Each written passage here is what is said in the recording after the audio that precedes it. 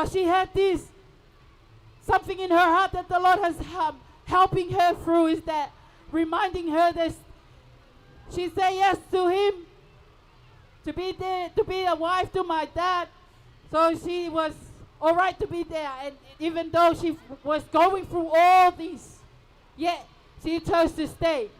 And because I witnessed my dad beat up my mom once when I was 7 years old. And since then, I have decided in my heart to not become like my mom. My mom was so weak to me. My mom was so weak. But to me, but my dad was a strong man for me, and I wanted to be like my dad, where I want to be strong. I don't want to be weak. So my identity was changed. Because from a very young age, I was deciding to be someone that I wasn't. Ko whakaloloma ai mo ui e tupua ka kaunangan. A tuunga na ia he ongo mātua na e whainga, na e takua pe ko whakongo mātua na e lotu. Ka e tau mai a, ke he taimine mau tutupu hake ai, whamili pe na lelei pe whamili, he mahino ko ki lelei taha pe aku ilo i he tamai pe mo he taimi ko e ni. Ka ko e tuunga ko nei ai ne u whakakau pe au ia he tau, i hoku tau fitu. Ko ku ko ngata anga nia mama ni te ne liliwa mo uia kaunangani. O kai ke uke hange hata ku o liliwa ai tuunga u ilo ko kaunanga au pe ko e fefine au ne liliwa ai me ko to pe ko hui ko me na ku wa usia he ku tau fitu. Ko tamai ko tango matua pe na lot ko hui ko e tuunga na tangata e ki da fu tangata e ki na whakapouli. Pa ko e tamai ko ni ko ilo pe he tai mini. Ko ilo pe he tai mini. Ko lelei taha pe na ilo he ku tangata e ki he ne tutupu hake. Pe ko uhinga na pe he ai kai whakawhetai he tai mina na ki mua pe a maloloa tangata e ki ko ni na whakapapau i ai. A iloi na e tali he tangata e ko ni e ko si suka laisi. Pe hoko ko lelei taha ia ka au. Pe hoko ko ia ko ki a te au. Ko e lotu na e whai oku he lahi a te au. Ko wai peo ai toko walahi ko toko walahi ko la tai li tai. Pe a ko salute mau pe ke toko ua ko ni. Tau e ua noa e ne lotu. Pe lahi hake ne lotu mai kaunangani. Pe heke ku tangata e ki. He ko ngā lahi e mo ui nā whai whakataha pa mo tangata e ki. Ko mo ui nai whakapouri. Violence, pe ke nai mo uai. Ka ko lotu nai whai e te ko walahi ko ni. Ko hina na e kau ke ngai whamis nā lehe ne tau tawhitu pia. Ngā ua lai whai ki ma ana tokoni ki a te au. Ka nei te kai peke whakapapau i ko hui. Na osi hanga pe e au ia o whiri ai hala te whauai. Ko hui ko mea na aku sio mata he ku keisi i. Ka ko lotu ko nai whai he toko ua ko ni. Na tokoni lai ne ongo ko tau ua noa. Pea toki lava i o tali eiko si suka lai si. Ke heku mo ui. Ka ko whakapapau i. Ai lotu nai whai ka unang koen mai tamai ka pehe ki a te au. Pea ko ku whanatolai pe ia whamili. Aki mo toka kai tonga. O keke a mea whai ngata ke eiko si suka lai si. Pe aku mahu inga ke tau iloi. O maoni pe ko kai tonga ki tau tolu o tau lotu. Ka aku mahu inga ke tau honest pe mo tuunga pe ke tau real mo tuunga ku tau i ai. Ko hui he ku keke he keke hanga he alu ke hi lotu. Ko fua ka venga ke ni hanga o mai ai whakamo uika ki tau tolu. Na ufau mai a wai. Nongo ko ka family lotu kanai kei palo palema pe. Kanai kei whainga tā ia pe kanai kei broken pe family ko ni. Tā lunga mo lotu na e whai he taha. O konga mau family. Pe mo whakautu maku pe mo whakamato ato pe mo ka taki e ne lotu. Na lama ke tokoni e ke te au, tokoni ke tangata eiki. Pe ko whakamooni e ahoni. Ai lelei tāna whai si su. Ke heku mo ui, he ka pau nei kai, I won't be here today.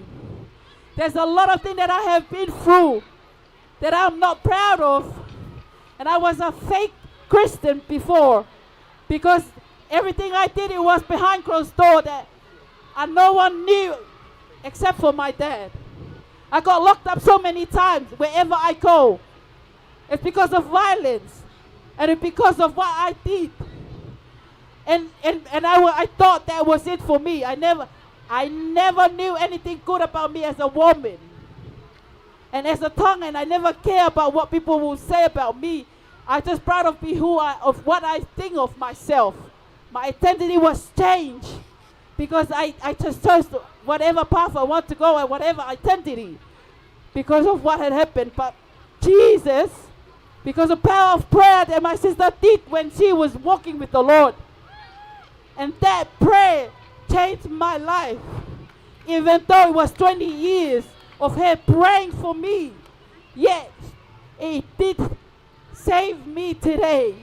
Because if it wasn't for that, if it wasn't for the people who have prayed also, my family, I would be either in jail or die today.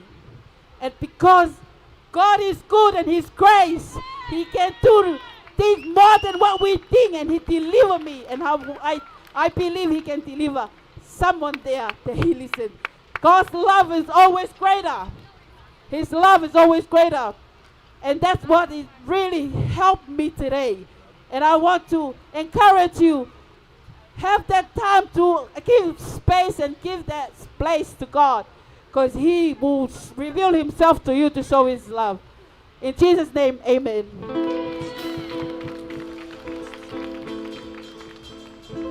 We want to dedicate this next song to the people of Tonga, speaking about the life of this land is perpetuated in righteousness.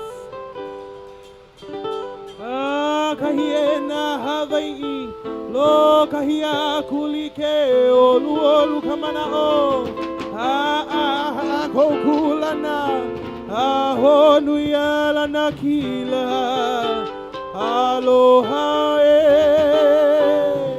aloha aloha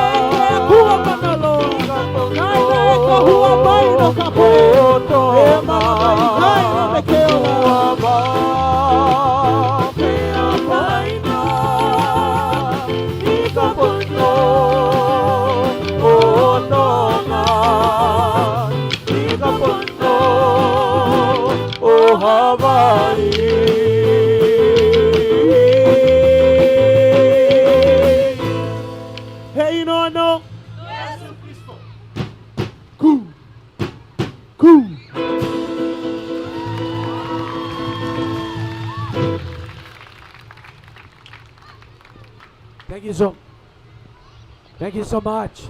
Hey, how many of you like what you're seeing so far? O fia I he mamata mai ke ngai mea whai atu I mei muani he poni. Everybody say shaka. Shaka! Come on, shaka. Shaka! Hey, I want us to do something right now. Okay? I want all of us to stand up if we can. Bukata ko mea katoa ki o lunga. Katoa ki o lunga whakamare more tau kiingi. Fufuoloa e tau mea I lalo. And we're going to do an island exercise. Te tau ki pai a ki whamalo sino, eh? So everybody put your hands in the air. Everybody say, Lima ah. loa ki o lunga. Everybody say, ah. Ah! Hands up. Turn to the person to your right. Ta whoki ki o tō matau. Put your hands on the person's shoulder. Tuko ni mā ki e ono funga uma. Give them a massage. Pea ke ki fota. Ah! Toto. Oh! Okay. Everybody hands up. Okay. Lima ki o lunga. I want you to put your hands like this. Lima. Now we're going Asian style, karate. Koia ki tuki. Ki suto. Isi pe. Suto pe. Okay, hands up. Lima ki o lunga. Turn the opposite direction Ta whoki ki he tohema. and give a massage. Ki fota. Toat. Ah! Everybody hands up. Lima ki o lunga. Put your hands karate style Ki. Ai pe o nima. and massage. Ki tuki. Koia. In tuki. Tuki suto pe. Okay, everybody hands up. Lima ki o lunga. On the count of 4. Lawat pe ke wha. I want you to shake your hips to the right and to the left. Tau ki mio ki matau pe mo tohema, eh? On the count of 4. Wha. 1, Taha. 2, Ua. 3, Tolu. 4. Wha. Wait. Ai whoki ke tonu mai e mio. Hey, if you guys can see what I see from here, Ka pau o kumausio ke mea koko usio atu au mei he ni mei o lunga ni. some of us need help. O pia maua futoko ni lai au pito ki a mo tolu, eh? So I'm going to help you. Pea tene toko ni ki tau tolu. Hands up. Mega lunga. Okay? Some of you shaking like this. Pai pahinga ia pehe. I want to show you the secret to shaking your hips. Ko ki whakapuripuri ani ki ono ki mio koe ai konga loto. Bend your knees. Ki tulolo sisi ki lalo. Hands up. Lima ki o lunga. Then move your knees and your hips going to follow. Ngau ere mai koi tui, eh? Koia, takono ai ia. Okay, on the count of 4. Pa. Taha. Ua. Tolu. Pa.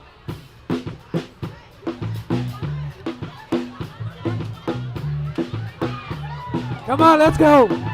Ai Faster. poki. Ai. Stop. Good job, Shaka. You may have your seats. Toto atu. Umebo ki lalo. We're going to welcome you to the nation of Fiji. Tau ki puna ni ki. Tau ki whanua ka ngā api ko Fisi. Everybody say Bula Vinaka. Nisam Pula Vinaka. Bula Vinaka. Pula Vinaka.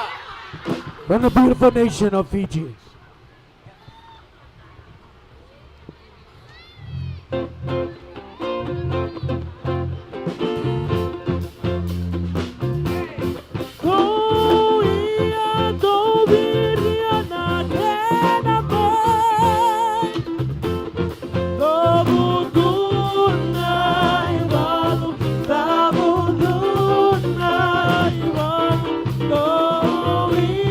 Don't be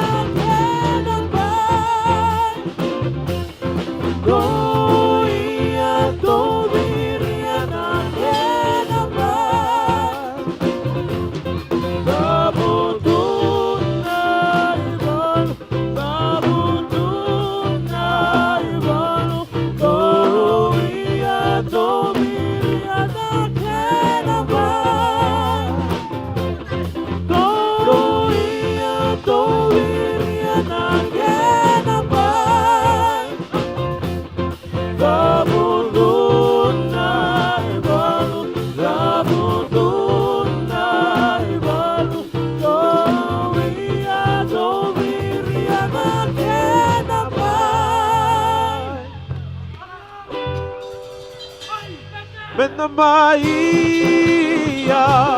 Mena Maia, Mena Maia, Mena Maia, Mena Maia, tu kasenganiona, Mena Maia, tu kasenganiona, Mena tau balai kasengani malu malu boba.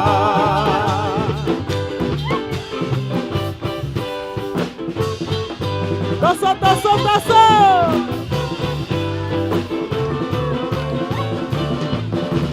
Nisa pula turangana marama, sakinanga una veda daga bal, tolatina imuani kaloko tamal, pula nano tamanu akakalongada. Miss Lady Maria, Australia! Jehovah, monangana numa, ena Jeremiah dua bakinali, pernico muli nakalo sakilati, perano musuku sama katamuiko. Meta Maia, Meta Maia, Meta Maia, Meta Maia, Meta Maia, tu kasenganiona, Meta Maia, tu kasenganiona, Meta tau balai kasengani balu balu ba. What's up? What's up, Jehovah? Monangana numa, era Jeremiah dua bakinali, pernico muli nakalo sakilati, era no musuno sama katamuiko. Benda, Benda Maia, Benda Maia, Benda Maia, Benda Maia, Benda Maia, tu kasenganiona, Benda Maia, tu kasenganiona, Benda tau balai kasengani balu balu ba. We will rise, we will rise, we will rise to the call, we will rise, we will rise to the call, we will run and not go weary, we will run and not go weary, we will run and not go weary, we will run. With the mind, with the mind, with the mind, with the second, with the mind, with the second, with the mind, with the mind, malumuba. With the mind, with the mind, with the mind, with the second, with the mind, with the second, with the mind, malumuba. With the mind, with the mind, with the mind, with the second, with the mind, with the second, with the second, malumuba.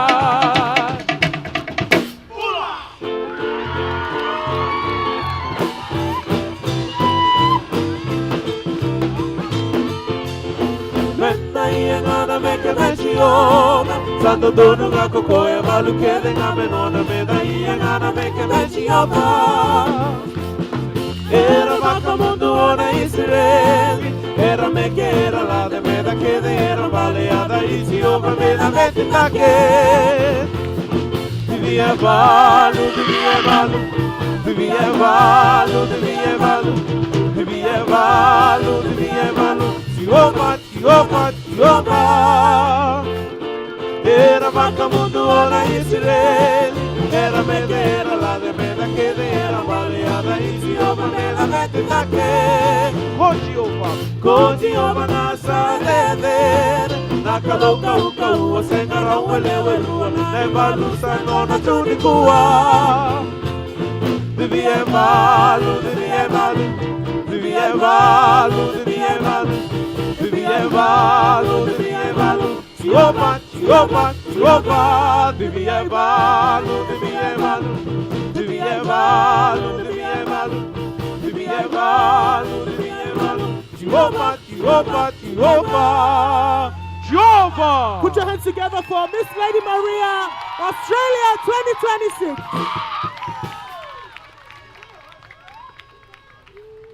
Hey, Celia, come here, girl. Celia, Celia, me mai fra more. Celia, come here. Wow, so blessed to have Celia Matelau here. Give her a big round of applause. Kahinan ko Celia Matelau. pasi mai. Now, Celia, she danced with us for 2 years, so it's so good to see her father and mother, Sai and Ashley Matelau. Ko e tau ne ua ai kau whakataha pe Mosilia I he Island Breeze.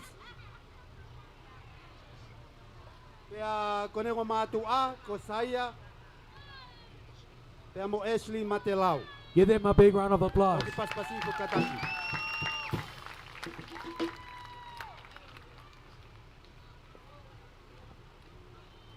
Okay, how many of you want her to do another dance?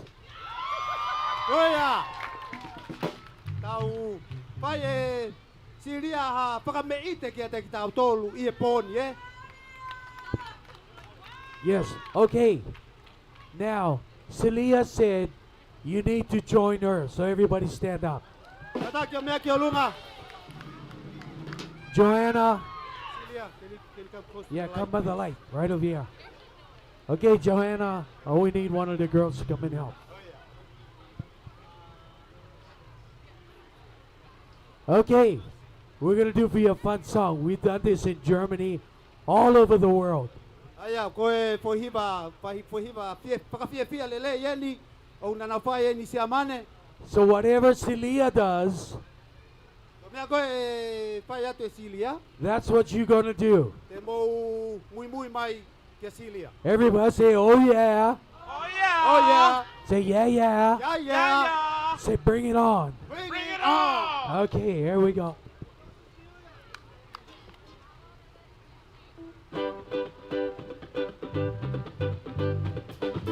Everybody, let's go, let's go.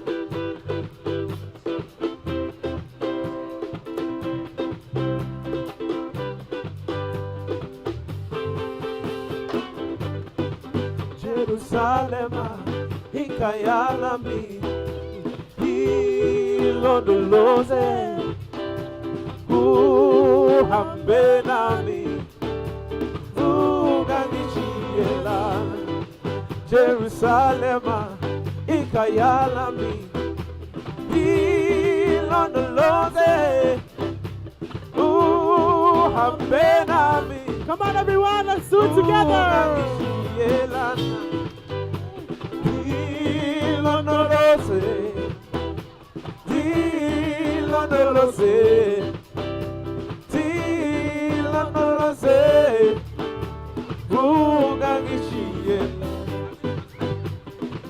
Everybody, let's go.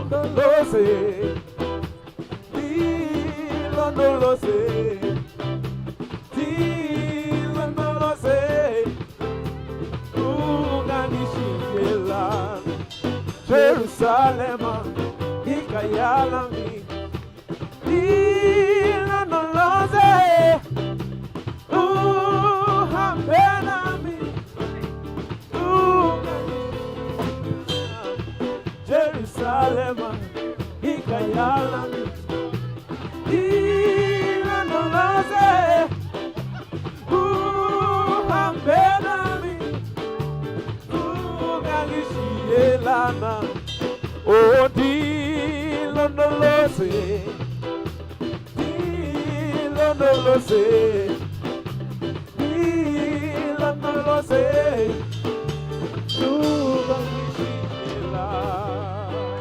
let's give it up for Celia!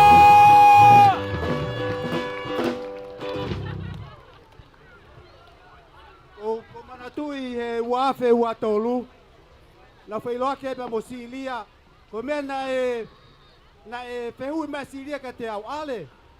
E whewhe ka pate u alu atu o kau I e whe au misi hei la lai tonga. Wafe ua tolu eni. Peo talangi ka Silia. Silia! Toto atu e na ia. Ko mea ne mehi o tua ia. Aluange koe ki tonga kau he whe au hi. Koe a honi. Kok tuk whetau laki pen Mosilia ni a honi. Tau paspasi mai. Ki he kau nanga koe ni. Malo. Hey, you guys want to see more? 2 of you, do you want to see more?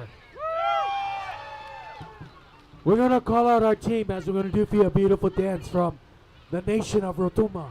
Tēnā u Whakawhi heni a kulupu ke nau hawha te tau olunga pe mei Rotuma.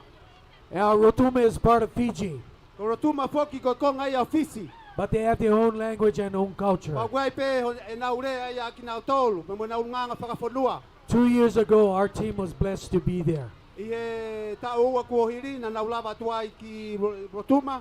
We had a team of 36, Ko e na nau toko tolu ono whakatoa a timi koe ni. and we had a wonderful time in Rotuma. Pena mao na taimi whakafo ofa mo fia foki. So in Rotuma, how they say hello, they say Fayexia. Faietia. Reko toa mai, Faietia. The people of Rotuma are beautiful as well. Ka whaka kakai whakafo ofa e ni mei Lotuma. And we want to thank the family in Puke. Wapo ke nau whakamalo lahi ke whamiri koe ni Puke. They help us make all of the leis and the Na nau skirts. toko ni ke nau hanga ngahi e ngahi te unga tau lunga koe ni o nau ngau mea ngau e aki he pōni. Pasipasi mai e ka inga koe ni mei Puke, malo o Puke. So as a team comes and we do for you this dance from Rotuma, I he lava mai timi koe ni o whai taulunga mei Lotuma. let me introduce the band to you. Ke whakawhai loa ki atua e tau kau tā mea i he pōni. All the way from South Africa, this is Soli. Koe tamai eike ni o Soli pia mei South Africa. From Australia, Napo.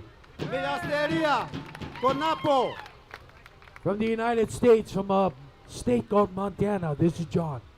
America, pe lava mai mei state koe ni ko Montana i America. On, John. on bass, all the way from Tonga, Pita. Ko tau tangata pesi, ko Pita niureka lalahi ia pe mei ha feva, ha pai. And also my brother from Tonga, Ale. Ko ngako ale. Now right after us, Ali and their team, Team Extreme, they're gonna break bricks. Ose Island Breeze, hoko atu rewa e Team Extreme, o te mou, mamahe o alu. Kone Ose pe Island Breeze e hoko atu rewa Team Extreme. They're gonna bend this pot. E hanga he kautamai ko ia ia o Viro Vilohi a e whakapaku koe ni. They're gonna rip this phone book with bare hands. Pea te nau hanga o hupanga whakatapu o mau mau i a tohi telefoni koe ni. They're gonna bend steel bars. Pea nau pelu e uka mea. And then one of your Tongan, one of your very own Tongan Pea i brothers, rewa e tamai o eiki, pea mei tongani. he's gonna pull 2 vehicles. Tene hanga eia o fusi pe koe tohoi ai mea lere e ua. He's gonna pull a van and a truck that's gonna be Koe roped lori. together. Pea moe veni mini pasi e tohoi he toko taha koe ni. So right after we done, don't go away because they're gonna do some crazy stuff. Oia, i he osi koe ni koe ki mautolu, oua te mou alu rewa, e hoko atu a Team Extreme. All right, are you guys ready? Mau mau! We're gonna welcome you to the nation of Tonga. Te tau taitale rei, aki nau tolu pe mei lotu ma. They're telling me to wait because they're still putting on some outfits. E tonga ko tui koe kaweni i he mea mahu inga ke ta honga whakatoka ngā i he ni ano mea ngā ue aki ai ngā hi tau olunga whakawhonua koe ni. Mahalo ku lai pe ngai whaitu ke tau alu ai whai a ngai whakawhiawhia o ngā ue ke ngai tau olunga koe ni koe whakawhonua. Ka koe ahoni koe Island Breeze o maunuanga whakalangilangi i ai o tua aki e tale niti o whaki he o tua ki e whanau koe ni pe ke kulupu koe ni unau whakalangilangi e o tua aki a ngai tau olunga whakawhonua ai ni unau whakahoko atu koe i he pō ni. Te o kawai a tau olunga koe ni koe pe mei lotu ma. Koe tau lahi mau alu whakataha pe mo e kulupu koe ni e Island Breeze ki e ngai whonua kehe i mamani. Pea koe tau ene uangofulu ma nima e ngau whakataha pe mo ki nau tolu e mau lava atu ke ngai whonua kehe i mamani. Tāpua ki lai apita ngau e pe mo ki nau tolu pa pe toko ua koe ni ko Rudy ai mea ngau e aki e o tua ai ki nau tolu koe ni o whakahoko i ngahi tau olunga whakawhonua whakaofa Ko ni. Ko nga tau kau ai pe mo whanau tonga. O nau kau i kulupu ko ni o hange pe. Ko e kaunanga ko nu kau e whea au i whirimi si a Siria matelau. O ku malava pe ia. Ko tō tā ko ni ko Siria matelau. Ko ne mo uia ki he eiki. Pe ku ne lava mai ke kau i he whea au i whirimisi ko ni koe o e tā uni. O kore atu ke tau pupou i. Ai kaunanga koe ni. Koe ngata pe i he ne whaka ofa. Itu a. Ko loto i au toi tō atu. Ahono loto ona. Ai hoi fua. Pe mo ne ofa. Mo ne mau ai wā foi tui. Pe mo o tua tau ai ha pasi ki e ki. Tonga i e poni. And shortly after this dance, we're going to have a young warrior from Tonga. E osi koe ni ai tau alunga koe ni e ki talavau pe me tongani. He's only 14 years old. Ko ne tau tā wha pe ni ai ki tamai o i koe ni. And he's going to do the fire knife dance for you. Tene whai e ai bilo a fi i e poni. So right now we welcome you to the islands of Rotuma. Tau taitani lelei. Kotoa ki mo tolu ki he motu koe ni kolotuma. Whai mo lue mai kātā ki whakamore. We got young people from all over the world. Koe whanau e ni pia me he ngai wheitu. Whanua kehe i mamani. Paspasi mai ki nau tolu kātā ki. Tonga. We got from the islands of Tonga, Samoa. Koe kau Tonga he ni. Whanau mei Haamoa. We got Fiji, Koe whanau mei Fiji. Rotuma, Hau pia mei Lotuma. New Zealand, Australia, Whanau mei New Zealand mo Australia. America, Hau pia mei Amerika. India, Koe whanau pia mei India. Taiwan, Whanau pia mei Taiwani. the Caribbeans, Koe whanau pia mei he otumotu Karipiane. Hawaii, Whanau pia mei Hawaii. Pia mei mamani kotoa pe. we do for you this beautiful expression of love. Koe whakaha i a tueni. Ai nau ofa i e poni. From the people of Rotuma. Pia mei he motu ko ni kolotuma.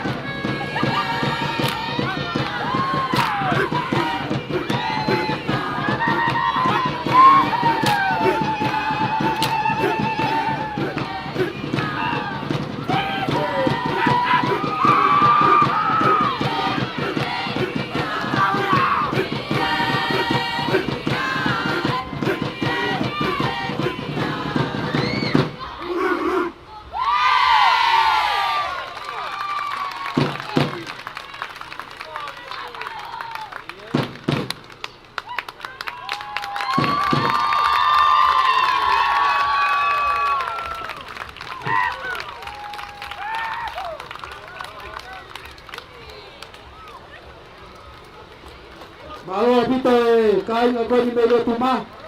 Ko eri kia tamai oi ko ni ko tama tu taboki kata ke me mai ki mwani o pai ata loto. Ki ka nga kata kitam. Ki mi pe manava ya lava mai ki mwani. Mari. Kapas masih mata makatak. Oh. Malo tonga kotoa. O yo malo. Ko kingoa ko tamatu tabuki. Tupo kape ko motua. Pea ko usas wesiriana tonga tai apa. Pea ko fefia fenga maria ko ni ke u fai hatala loto. Ompe mea taha. Mea uhanga he kio liliu hek mo ui. Nā ku tupo kape ko motua nā ku whaamu ke hoko ko toko taha ku where no ngahi maheni po no ngahi freni. Ko sio peka toko taha ko ku freni ko ku kona pia mui ai pe ai. Ko sio peka toko taha ko hange ko ku if marijuana pia mui ai pe ai. Ai ko whakakau ko lahi ko mui ko mea ko na whai ko mea ko lahi ko ngahi kau ngā mea pia ko ngahi freni. Pia alo au ka taimi e ku mo ui e tupu hake pia u kake o toe maa au he tu i koloni whai he peni ke kumea koe mea inu. Pia nā ku au ka taimi nā whakakaukau au ia koe kaha koe mo ui koe peni pe he mo ui. Pia nā ku ngā tangata ko ni nai mo ui ke he lotu kau he skup sa unioni me ngahi whai ngā lotu ke pia hanga tō tahu no tala mai ka te au. Tama wai palani mo tau mua i ki ho mo ui ia sone vai tolu vesta hano ke mau e mo ui ke mau e mo i tangata. Tau tok no foi so ke mo ui. Tau mo ui aku ia ko peni ko mui he fere ngai feni. Te tai mo na tulolo mo ui tau tare e ko si sukalasi ta koe le rei tahaya ko Freddy mo onia malo apito. Malo apito tama kore atu katafa more ko hoko koe e taimini, koe ki tamai oiki ko Viriami, i tamai koe nina ne mao fe auhi tau olunga vilo afi koe ni koe ane pō koe i he wike hei lala. Pea ko kore whakamore atu ki he tokotahu ni tonga i e mama, uhila ka atoa ke tamate i mai ka ataki, uhila ka lava ke asilele i atu ai vilo afi ki he tauka i ngā ka ataki tampe i mai uhila whakamore ka atoa e uhila.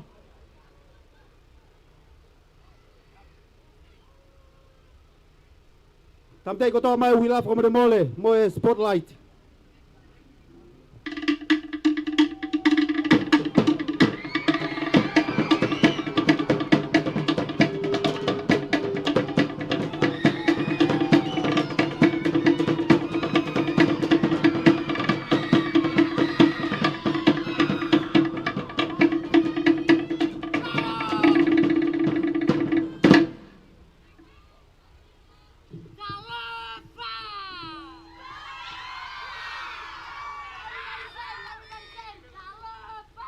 Talopa!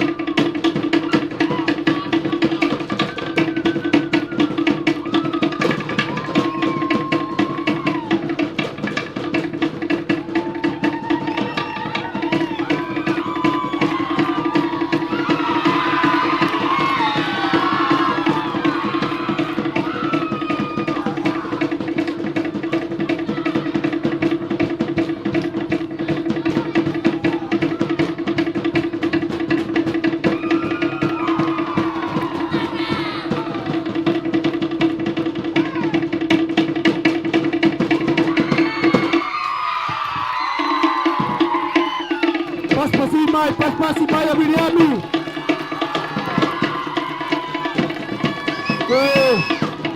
Tamai o ko ni. Le ke tau tafa. Ya bule ke ya ko le koris ko tu po. Ai di tamai go tu Williami.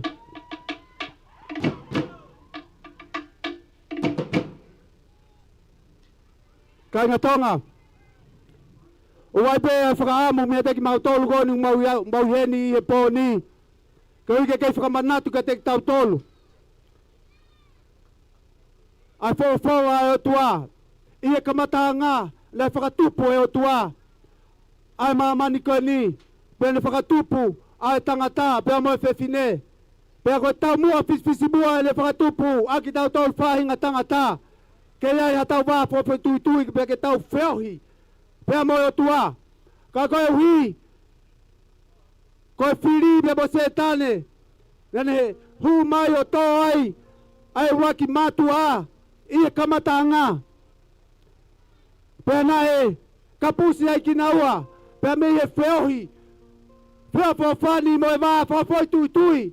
Pea moe tau o tua koe ni. Ia ofa e o tua ka tek tau tolu. Hena o me tau tea ke tau tea ki tau tolu ki he mate ta ngata. Pea moe auha. Loma vai tolu vesi wa tolu tala mai. Tau whai anga hala ko tope. E tau tono no. Me fina ngalo ai o tua. E tonga i e ofa e o tua ka tek tau tolu. Nakai ene ni aki ai ki tau tolu. Kana e le palani pale mo ne whaka tutu. O ne whekau ano alo ka eko sisu kalaisi. Ke hoko mai o aika kano. Ai o tua i ano alo. E koe ofa i ai o tua. Osi mai a langi. Ka hui ka koe mau. Lama mai o no vesu a tolu tala mai. Tau te anga halako e mate. O mea whao tua koe mo tangata. Makatunga pea eko sisu kalaisi e tonga. E ko tau manui anga ia.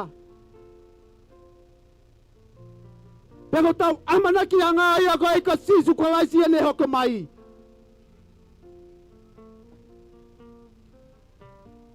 Talabai e loma mai nima vesi malu ne whakai o tua e ne o wha. E o tonga pe tau whaiang hala. Hoko mai ana loko sisu kalaisi ke pekia. Ko hui ko koe mboa ko te whakafoki ki tau tolu. Ki e vāko ia. Ai vā whakafoi tui tui. Ka ko hui kua lahi e tau ngai whiria ki tau tolu.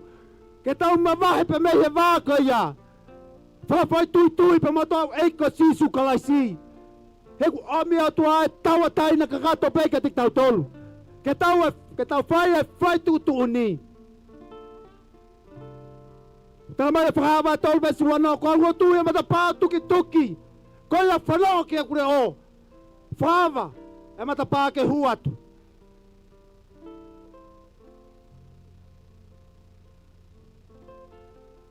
Tau pūre peki tau tolu ke tau mo ui. O mi pe tau taina e koe ka tik tau tolu. E tonga. Kau au tau tukulolo.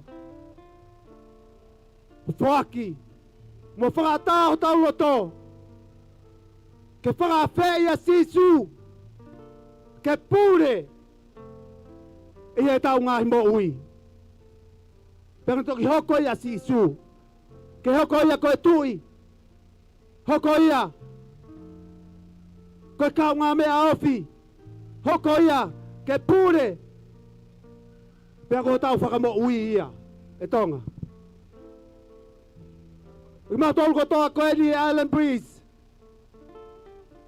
Kua si puaki kakato e mau mo ui. Ke eiko sisu kalaisi.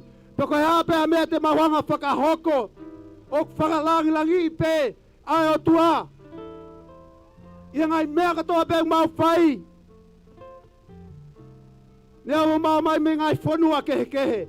Kau whakatahataha iki mau tolu. E koe hui. Koe eiko sisu kalaisi. O ka mau hiki a eko sisu kolaisi. Toko taha pē i ahoni. Peko whakatua tui a tonga i ahoni. Fefe koe ho fili. Fai tutu ni. Ke hoko a eiko sisu kalaisi. Ke pure. Pe hoko ia koe eiki. Iho mo ui. Ia poni. Lai ngai mea ia. Une hanga toa ki e tau toka ngā ia honi tonga. Kau mau kore atu e poni. Mua atu e whakawhe. Fefe mua. E tau tafoki o whaki a tau mo ui. Tuku lolo. Whakawai vai. Ka tau kore whakamore more o vete tau ngai anga hala. Tau whakawhe ia ke ne hoko. Ia ke o eiki. Ia tau ngai mo ui.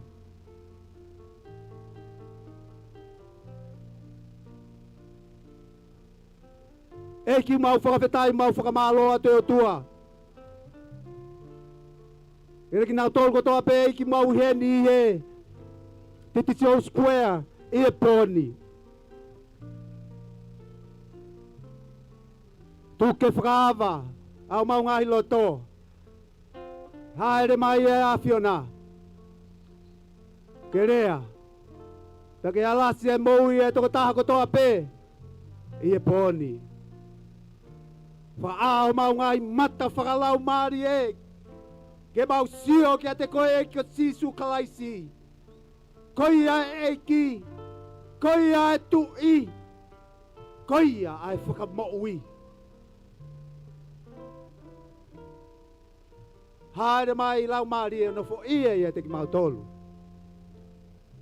Hoko atu ai polo kalama e pōni. Oku mau ofa lahi atu sisu. Ameni. Tau ai tau pas ki eiki. Pas ki eiki. Tau taitali lei. Ai Team Extreme. Pas mai ki ai.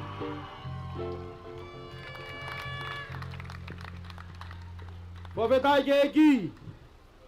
Tonga ko e fia ni na ngau hi e Sihova. Ke tau fia pe tau neke ai. Ko e hoko tu kai te tau ki whetongi kia. Tau ki heke me he tau alunga whakawhanua. O e Pasifiki. Te tau ki hu ki tau toluia. O motu tapiri. Mai eiko sisu kalaisi. Tau ane uange au. Tau whamanatu ai. Aho e no wha historia. Whamanatu i tongani. Ai tu tamai e kau ngau e whakamisnare. Koe timi koe ni kau kore ka timi ke nau kataka mea mai ki olunga. Mutol kona kong mau mea mai. Tau taha koe ni o ku tu koe ni. Ko sosten niu. Ngau e i Taiwani. Hau i hofoa. Viliami mai a fuka. Hau ia mi hate iho. Ngau e i India. Tau taha koe ni ko masiu. Fine whau iaki, hau mai nau toka, ngau ai i Kanada, whiaru ake holo ngai whanua i mamani. Tō taha koe nuk tō matau, ko tua mea pua, ko taha aine mau kahita mai. O nau whai e ngau e koe nipe, ko nau malanga holo i ngai whai tu i mamani. Tangata koe kulua mai koe, hiki honi make o lunga dani te vita. Te vita mo kena mei te kiu, na kolo, ka ku ngau e ia, i Amerika. Los Mahoni, ko mau miu ko tamaya ku ngawe ke mau sound, e to hau be nai. Motua ko no poha. Suia ko teu. Hau me potua mu fale loa ha pai. Ko ngawe i e hake ko Afrika, ki fonua ai ko Uganda. O mau i heni he bodi, ke mau hanga fai ngai mebe me heni, ke mau hanga fuka hai. Ai malohi ko ai otua. E lava pe o tua o fai to o tau ngahi alanga mahaki. E lava pe ke mau whakahai hatu ene whai ngā iwi. Mo whai ngā maalohi. O ku o mai pe he o tua. Ko staila ine ku mau malanga ke mau tolu i mamani. Pe ha whai tu ku mau iai. Ko staila ine ku mau malanga aki. Malai pe e ko sisu kalaisi. Ko iwi ko ia ku mau mau. Ko iwi e pe me he e ko sisu kalaisi. Ko iwi o i lau maari e maononi. Aho ko ia na hifo e pentekosi. Tano ka ngawe vai ulaki veso no valu. Ka te mo mau peha malohi. I e hifo e lau maari maoni oni. Pe te mo toki hoko rewa. Ko kau famoni. Ka nimi e takai ata timi e ta nimi. Saya Tani hanga o atu ho mau ki refreshment. E o atu mau ki whakamoko-moko. O wate mau lere, ko ki mei wai penia. Ko tainu ko awai ho mau ike e ko si sukalai si. Te ke whai e koe mea, o kai ke tui kia ho kolo koe. O kai ke tui kia ho kaunga ko koe. Ko si su pe taha, o kuni hanga o ilo i. Ka ke ka mui ki ai, ka ke ka tui ki ai, ka ke ka talango pua ki ai. Te ke si o koe hanga e ko si sukalai si. O li liu ho mau i. Kani masiu.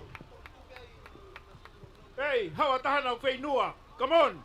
Go whenua. How? Whoever thirsty, come forward. Only one. Only one. No, only one. Okay. Okay, show to me how you open the soda. Show to me how you open the soda in Tonga. Oh. Drink. Drink it. Are you thirsty? It's good, sweet. Yeah, Jesus is sweeter than this one. All right? Go ahead. Okay? Are you ready? Everybody thirsty? The Bible says, come and drink from the living water. And who is the living water? Go higher.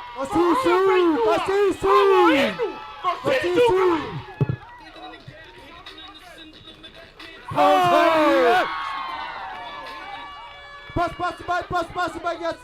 Basil, saya.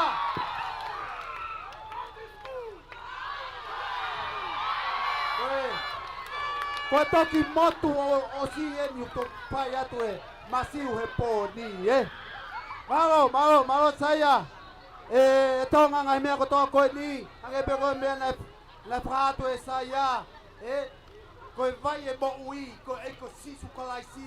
O ata fa alo inu e vai ko na ko ku uri. O ku ko via ka te ki bau tolu. Ka ke ngata ai. O ku vai nga vai o ku ko na ia. Tau alu ke vai e mo ui. Ko e ke ko sisu ka lai si.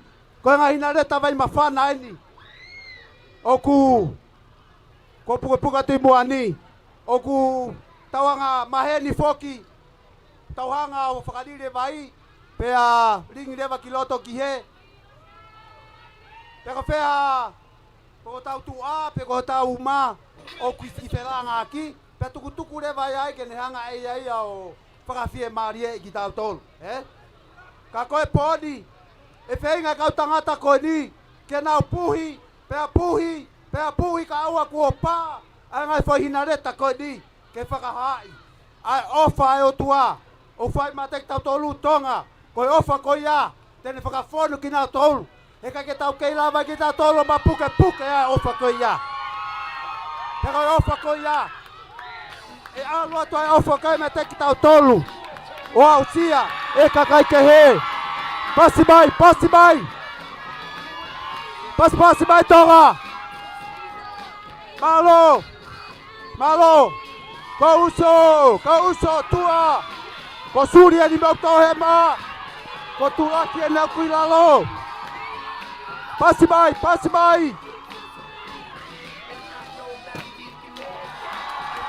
Per Mario Gatua! Turaki from Cook Island, Rarotonga, from Puka! Turaki! Asuli!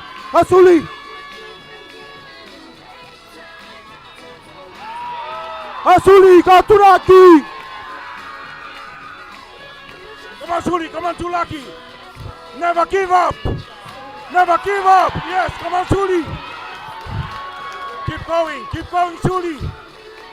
You know, when we take the cross of Jesus, never give up. So many challenges. Come on, Suli. Come on, Suli. Fai ngata ani. Suli.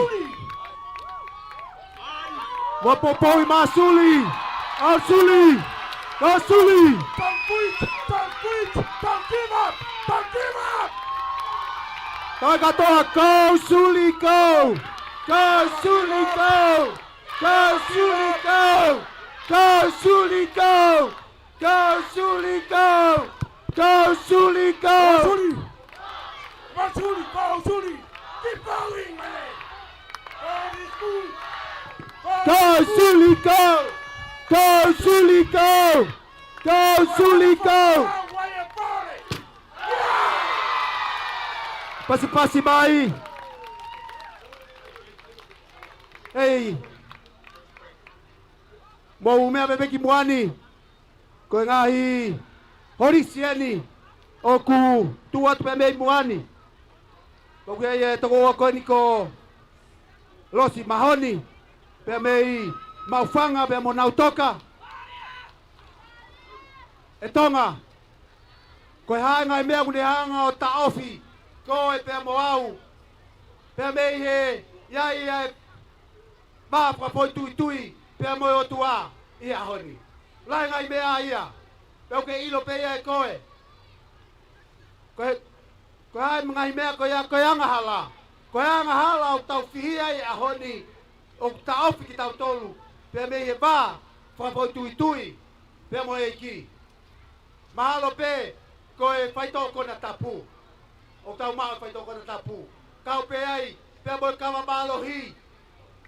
Oku mo tamakia ki tau tolu e kama malo hi. Pe ko tai whaka more. Pe ko e fe awa ki e tonga. Kapau ka anga hala o ke mo ua e mune tau fi koe mei ko si sukalaisi. Koe o tua pe. Mo e ko si sukalaisi te lana whakatawa tai nai ki tau tolu holoki. Ai holisi koe ni. Ka whafoki ki tau tolu. Ke waa faututu ko ia. Alasi! Alasi! Alasi! Patutama ke pito eni o te mofai eni api! Alasi! Alasi! Come on! Alasi! Alasi! Go! Come on, Alasi! Ah! Pasi mai! Alasi!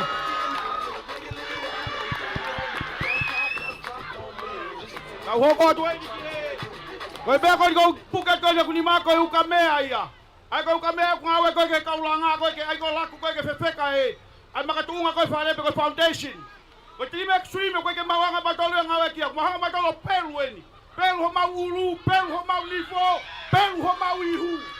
Kai kimua pate mau tok fai ya te hanga talata me ko ni. O kuni hanga fukafufonga ya pilisole. Pilisole ulwa ke mau hanga ba pe fuka mama fai he tai be pa ngawe ka ye ni. Ko pilisole ko hanga hala. Te ke luwe fuka lelei ho pe ko mo ke fuka mata lelei. Ka kui loto ya ku ai hanga hala ya ka mo wi.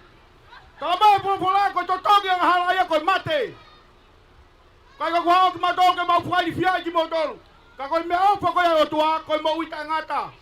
Kai kia ta hanga ni mawhai ke ni hanga whatawa ta ina koi pe me plisone koi ko hanga hala. Sisu ka lai spetaha. Ala pe o tua, koi ia pe ni hanga whai ho whatawa ta ina. Koi whetai ke heiki. Kau tangata koi ni te hanga pelo ka mea koi ni. Sustain you. Pelo ka mea koi ni ana uru.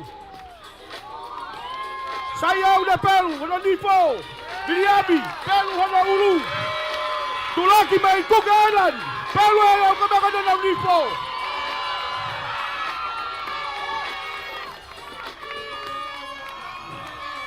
Wabeta jeji. Sisu beta dari fayo tau kata wataina. Haleluya. Bilohi, kau tahu kau ni ulang tahun saya kan ulang tahun tak iya ukamea. Mungkin kapian sama Basiu. Al Basiu. Go, you can do it Basiu.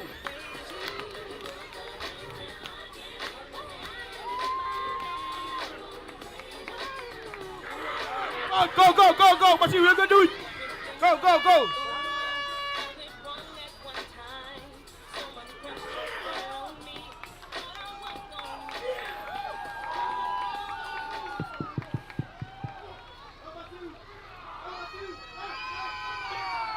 Come on, Basiu! Go!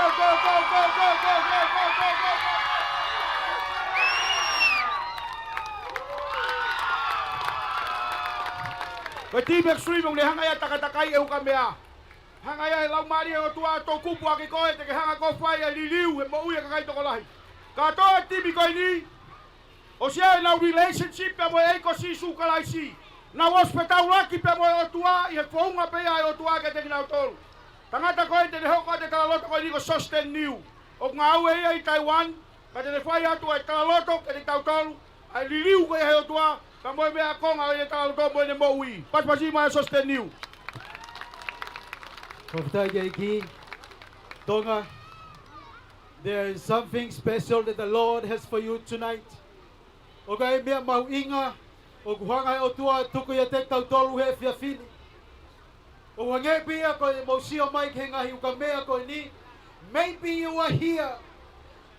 You might be thinking that you are free, but in the prison of the living of life, o mo ui he mamani ko ni takai ki tau tolu. Kai tuk pe mua ke whakakato aki, ai tala noa ko a pita. Mahalo pe, whakawa tu ke te koe. Taimera I pirisone a pita, ko hea mea pita nei hoko ki ai. Nā ne mohe ia between two soldiers. I don't know what you're going through. Kai ke wilo ko hea mea hoko ki te koe. Ka whakaha mai a te tau tolu, there is a plan of God. Taimi ko koe, nei pirisone a pita. Nai mohe pita. Kako CRC, the church, was praying for Peter earnestly. Asimaya angelo. From mama prisone. Kaya we love ha prisone kaya yai. Kaya from mama prisone. Kaya me ko na talangi ko he angelo ke Peter. Peter, rise up quick. There is no time. Time di kon na malanga ka pita. Na ne muy atu. Ye angelo and the word say, as they walked through the gate, it was say, and the gate was open in his favor. Tonga, tonight, as you go back home, whatever you are praying for, I want you to hear me. This is a prophetic word for you.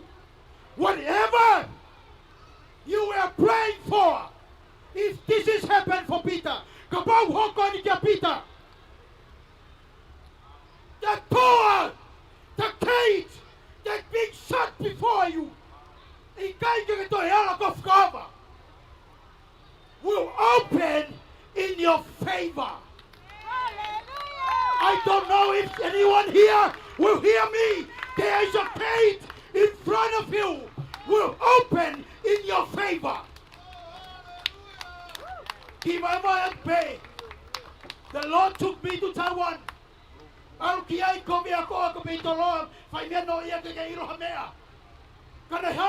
called me from my mother's womb. After 1 week, there's no name. Because the doctor say you are not gonna make it. 1 week, my auntie come and ask, what is the baby's name? My mom say, give a name. My name, if you are First Corinthians, is so steady. Mean, save, strength. The doctor say I'm not gonna make it. I don't know what you go through, and you think people say you're not gonna make it. Hey, guys, get out here, boy. But tonight, I'm here for a morning and I am in Taiwan, working in the nation of Taiwan. Speak Chinese. I don't know if you understand Chinese or no, but I've been there for 27 years. 27 years, and the Lord has been using me. You here tonight, anything that you've been praying for, mark my word. Trust the Lord. This is a word for you. As you go home, the gate, the door being holding you back will open in your favor. May the Lord bless you.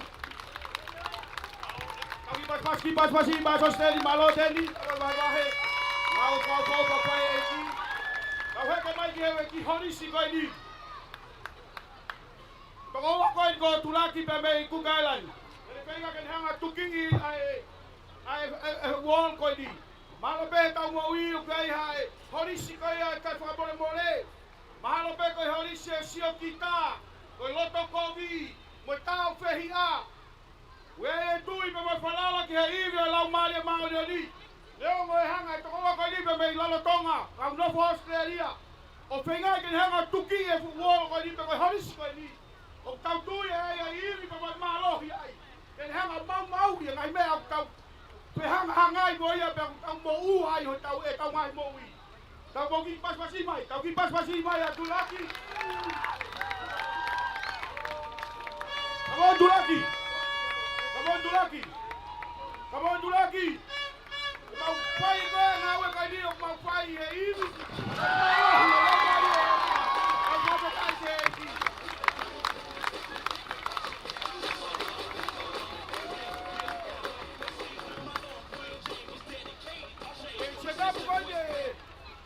Ai wait ko ni ke hanga e mokena o hiki ko ni. E tokoto mokena. Ie fu papa o kutuki ai foi fao. Fra fua ko foi fao ko ni. O pe me o ki e foi fao e u afe tuku. Ko ha me pau ke tau fa kau e tau fa no ke ngai foi fao ko ni. Ko hono tuki fao ko ia ho tau fa mo ui. Ko ngai fa ba mahi ko do be nai foi ki ai. Whakamatawa ke whawhora, na e tuki ake whao hono ni mā. Na e tuki mo e whao I hono wae. Ka moe ngā I whakamamahi koto pēku, whamatawa ke e whawhora e o tua. Koe ahoni, e tokoto a ki mokena. Aini koe no kuku I whao atu ai koe lia e. Masiu koe apa Amerikana ta. Te tokoto I e whao, mamahi eni. E lawa peke ue sia ne mo ui. Ka koe mea kou kore atu tonga, mo tau koe ne kumau I heni. O kumau toi pie a ahi maa pongpongi. Koe walu o kumau I heni ai te mau toi whai pe programa koe ni. E whainga te vita, ke nanga hiki koe lai peleti koe ni. Koe peleti e tolu. Koe peleti e tolu koe ni, te ne hanga hiki a he poni. Pe ko pongpongi. Ka pau te mouto e o mai, te ne whainga ke nanga hiki I taki nima. Ai o foi tawhaaki koe ni. Koe mau I hene po ni, o pia iwi. O pia iwi, ka mo malohi, e lau mali e o tua. Mau whai ngai mea koe ni, leo mau whai, ange mau whai e iwi. Kala noa pe kura poraki ai, e iwi na hanga e o tua awi ke Samsoni. Na le whai e ngai ngā ue whakaofo, na e tau kupu ake he o tua, ke ne hanga whakahaha, ahono iwi. Koe ai ko te vita, e tokoto I e whaa koe ni. Na koe tala noa ia koe ia, e foi whao koe ni, foi whao I wafe tupu. Pea koe wafe koe aku ni hanga whamanatu mai ka te tau toru. Koe ngāue maonga koe ia. Moe ngāue lava koe nei whai he eiko si sukalai si. I he tau e wafe tupu ko hiri. O ku kei lulukuni, ai iwi, ai malohi koe ia. Koe ngā pe koe whahinga I tangata. Koe au nau kei whenga ke set up o mea koe ni. Pea tau tui tonga. Whakahistoria e ahoni. Whakahistoria mea tau hanga whamanatu he tau whanua. Pea koe timi koe niu nau hau, pe me ngai whaitu ke he maamani. Na e hake mai kau misnare, koe kau muri. Malo pe me konga koe kau kai pe, I e Pasifiki. Kana nau hau, I he iwi, pe koe malo he o tua. Koe si tunga matua koe ni, koe kau ngau e whakamisnare pe ki nau toru. Koe waha taimi koe niu hanga o tua ui ki nau toru. Ke mau mai ki tongani, mau mai o whai, ai ngau e koe ni. Leo ngoi ne whainga tā, leo ngoi mamahi eni. Koe takoto koe ne te vita koe ni he whao, o kai koe ki mea sisi. Pea tene te hanga o hiki, te koe mamapa koe ni. Tau tui, tau whalala. Te tau ke tau lau. Te tau ke tau lau. Taha! Ua! Tau! Lau! Wha! Lima!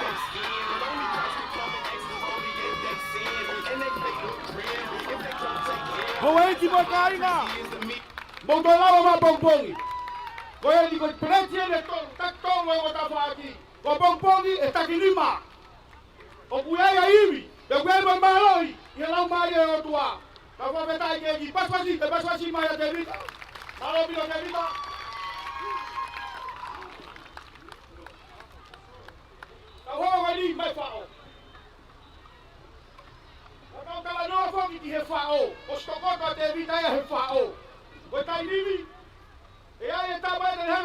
koe whao koe ni. Sio mai ka ngai koe whao koe. Koe ka lasi malo e whao na si tutuki ako tau whamo ui ke kolosi. Tuki ako na ni mā tuki ako kono mai ka koe ahon. E hanga i team extreme. O pen we whao koe ni o make a you. A koe lia koe koe u. Ke koe you. Koe winga ia koe you 10. Kai ka wila pe uke alu ki whē tai nimi. Kai ka wila ua pe kono mo ui tai nimi o kuke whakatau mua ki whē. Whaka whetai ke ki ka pau o ke os whetau laki pa mo eko sisu ka wai si. Ka koe a honi. I e iri ka marohe o tua. Une hanga i o porei. Ka oa koe ni. All the way pe me ka anata. Ke ne hanga whai po ngā ue koe ni. Ne hanga whenga ke ne hanga peruki ni. Pas mai, ki pas i mā masiu.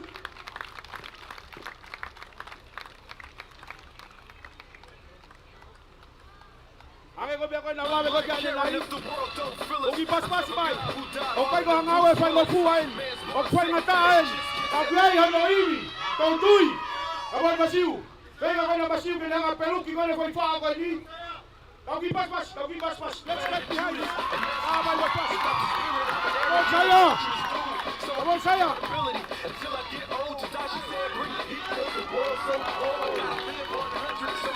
Passe mais, Saya! Passe mais com Saya! Ah, Saya! Go, Saya! Go!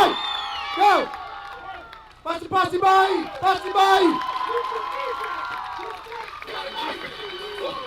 Vai com a feia aí, pra cá! Tá correndo, vai mal, olha a tua! Pra aí, é pode! Ah, Saya! Go, Saya! Go! Me and my boys on the court just to show. Quando firmar o pau com ele, quando firmar o pau, saber do BND.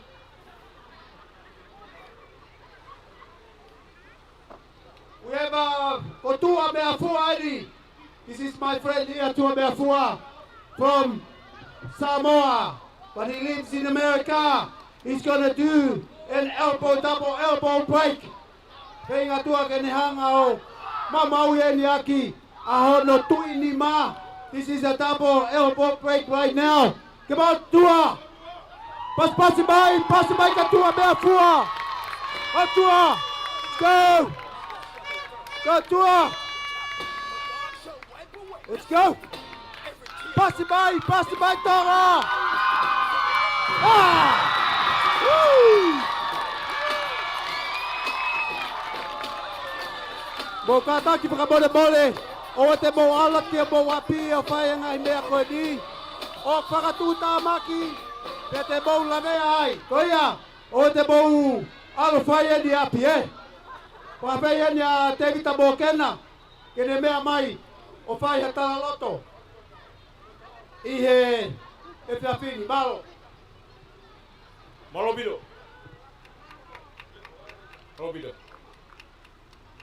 Kawita gegi, ko wingoa ko te vita mokena. Kuke he tala noa he ahoni. Ke whawha e ki. Ka pau mou, whanongoa mai a hingoa ko ni ko tamai nene. Whakakina whapuri e ni. I got two rules. Never go drunk to home. Never get high and go home. My dad is a chief. Sa police officer, kutama na polisi, ko kukui na fai whekau. Na ifo e mo ui he whano e mo ui. I whakapuripuri o e mo ui. Wana mo whanongoa pe tala noa, ke reia e eiki. Alpeke lo tue sapate koto pe. Mo ui ma frau so sa. Tangata nena yako I toloa. Ako ngahi Pore mo ui tai miko iana pore ke kovi. Ta whanau e kakai. Mea koe kasi tuo lahi he. Kamata pe me fom taha koe ako e foki na ngata pe fom mono. Alo e ako ia tau e valu. Toke siwe whafofa e ki. Neo pina fefe ku ako. Kana hoa mo e kuloto lahi. O talange ka sisu. Ke ni liu au. Ke mea ngau e ki au. E tuku no tā whanai kakai. Ka pau ka tangata koe o ke pore ki oro whatau e toko na tapu. Po tangata koe ke pole aki. A fai kovi. Koe hape a kovi ke iai. Koe moui. Po koe te hui a kakato lahi. Hau.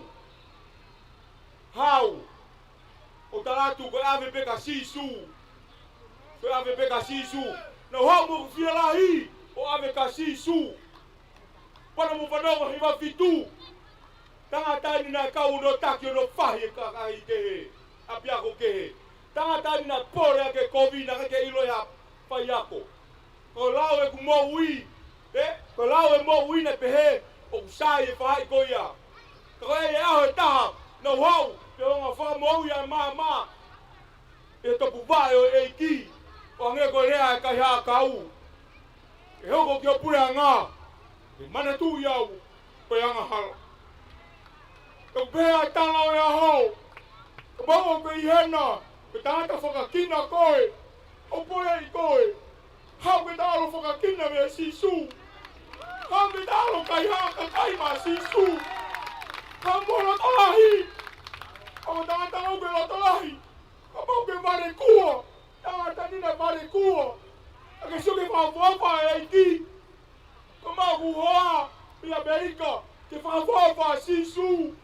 Ko hai ku mare kua. O ku aiha ne pisinisi i Amerika lahi. Ka ku pēa e pore.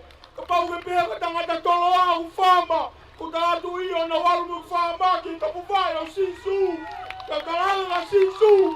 Hau sisu. O ngahu iau. Tangata whia lahi. Hau tangata whia lahi iau. Ka ku pēa e maui. Ko ngā pore i koe. Ke tō taha ki sisi taha. Ki alu ki lahi taha. Pe koe ke whiriwhiri ma nako sisu ia. Ka ku pe unga sisu. Kong pongi ko tō pe. Ko ku ahake. Pe tarange ka sisu. Māroho ui au. Māroho ui au sisu. Ka ku pēa toa e mo ui. Ka pau ke whia lahi aki. E whai kovi. Ka pau ke whia lahi aki. E whakausausa e mo ui. Ko tangata nina i ai. Tangata nina e pore aki ai kovi. Ko e honi. Ko e honi. Hau o ave ka sisu. Ka ni riwe sisu o mo ui. Ko tangata whau. O ku iai a mea whau. O ku haabi ane mo ui. O ku kai koe lea pēa mutu. Kai ke tatau mo tu. Ka ku pēa pore ai mo ui. O ku kai ke utoe alo whamamahi e kakai. Ka o alo tala ke na tola sisu. A sisu wana ya nea vi. O ka tau pēa i eo ni. Pēa o ka tau pēa i a pongi. Ka koe tangata kaka tō. O ku pore ake a sisu. Tau rahi e ku mo ui. Whai e kovi. Ka koe au ki a honu li liwe sisu e mo ui. Tau o kau koe nima. Ko mau e whiau i lahi Amerika. Alu au ke whetuko tope. Ko hina koe ha. Ko hina pe ko sisu. Neka ki o pore aki ua ko whia lahi. Ka nau pore aki. Ko i loi o sisu. Ka o pore i koe. Ka tau pe i vare. Ka tau pe ku hama tua. Ka o tamai pe ko whae o koe i heni. Pe ku ke alu o lotu. Pe ku ke tai lotu. O tātu ka te koe. Ko sisu. O whaka o whawha sisu. Pe ku pēa pore. O kai ka hina kumanga koe ni. Ko uranga mea. Ikai. O hina pe ko sisu. Ke tau e wafe kohiri. Malo. O vatu. Pasima Devita. E mea ku hoko koe tai kou hanga ke whetau lake koe pe wei ko sisu klaisi. Pauna ke whetau lako koe a koe tama koe pe koe tama koe ne kai ke fuwewhe he kolo. Ku kehe au pite whonga sisu. Ka toa ka tangata koe ni. Nai pehe pe maungai mo ui. Wa whetau laki koe mo ko sisu klaisi hanga sisu e o mai e tau mua. Hanga sisu ia o mai palani. Hanga sisu ia whakatutu. Ka whawhetai. Ka tak whapalingora pe ka tama koe tu hatonu me ka kunima.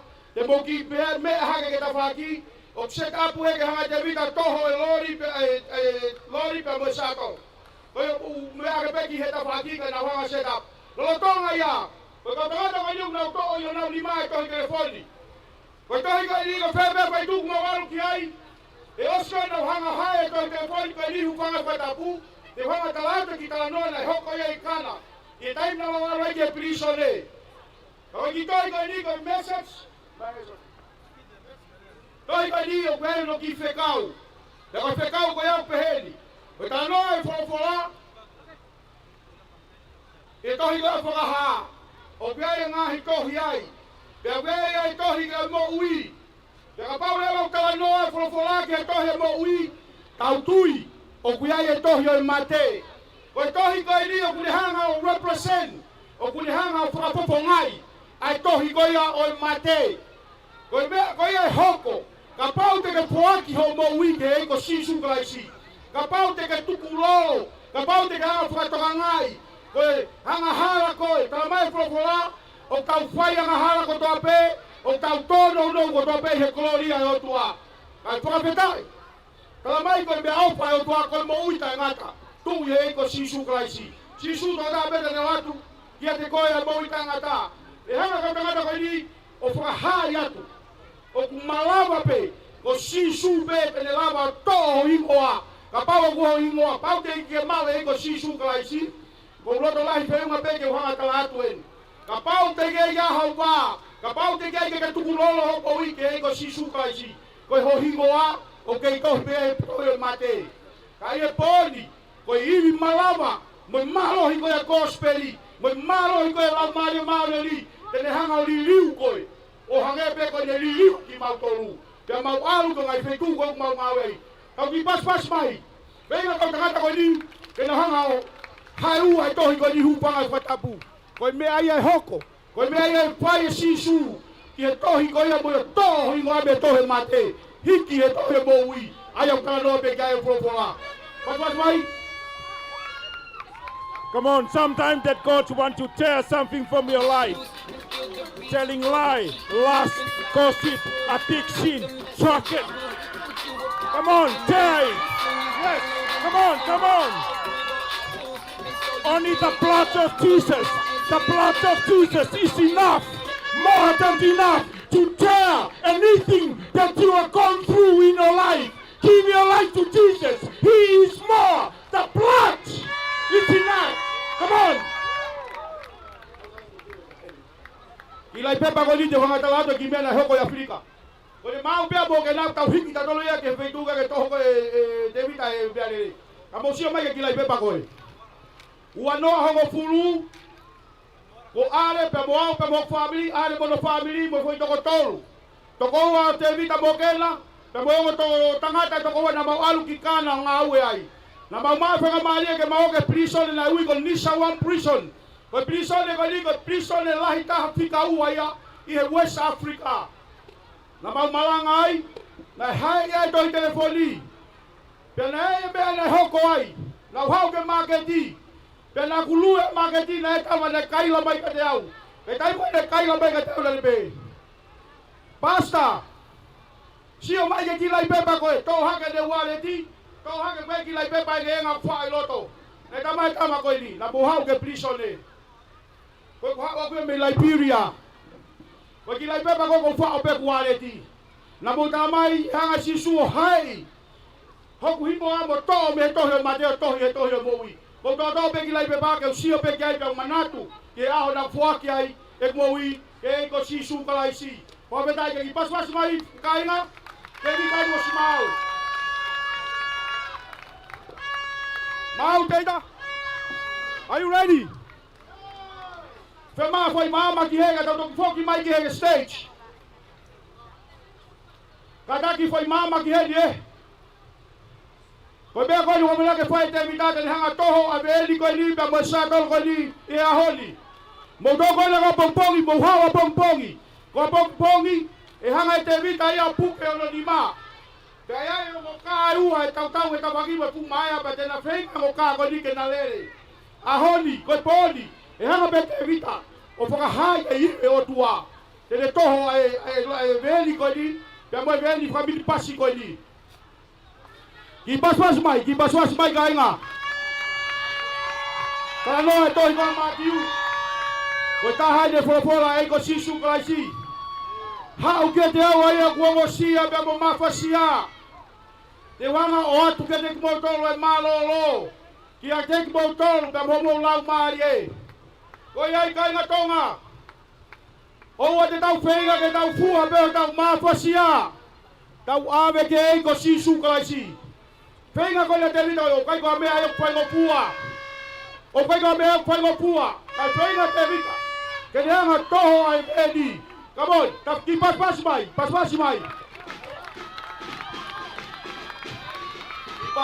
mai Devita. Ki pas mai Devita.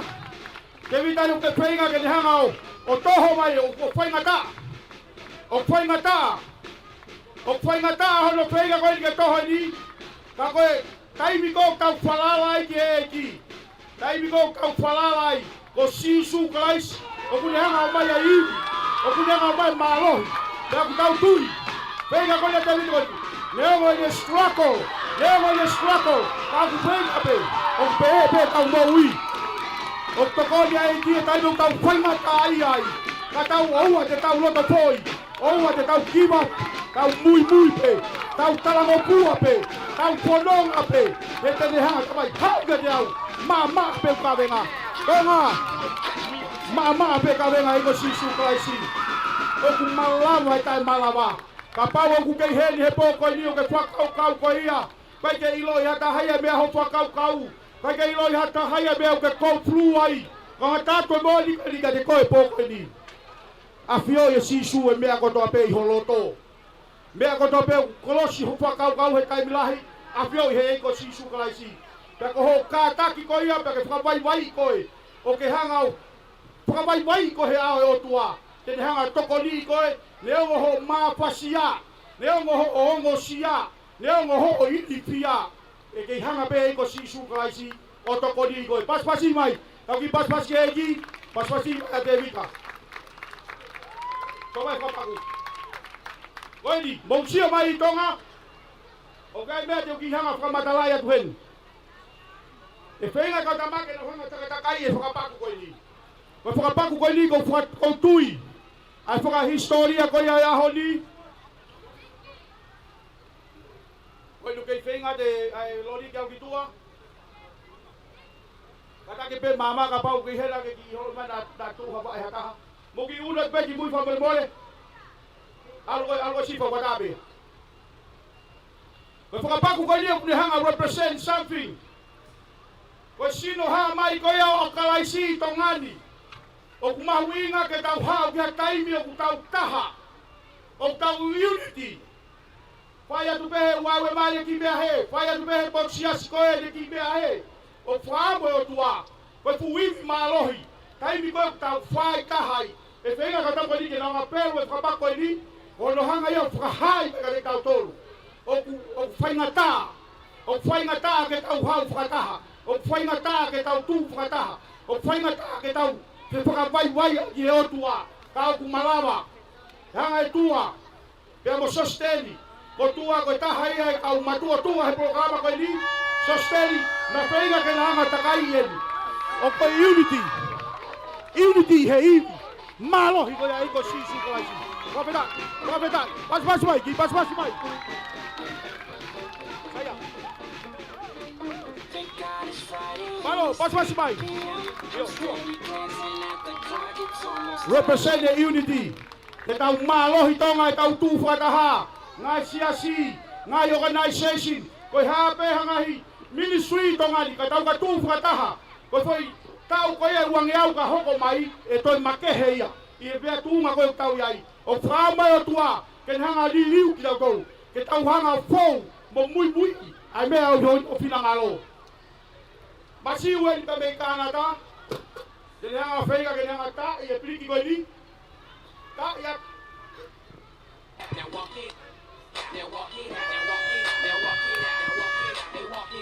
Mas vai Kabasiu. Kabasiu ai bem toka. Ele tá aí aquele. Out the forearm. Go Masiu. Passe vai. Oh!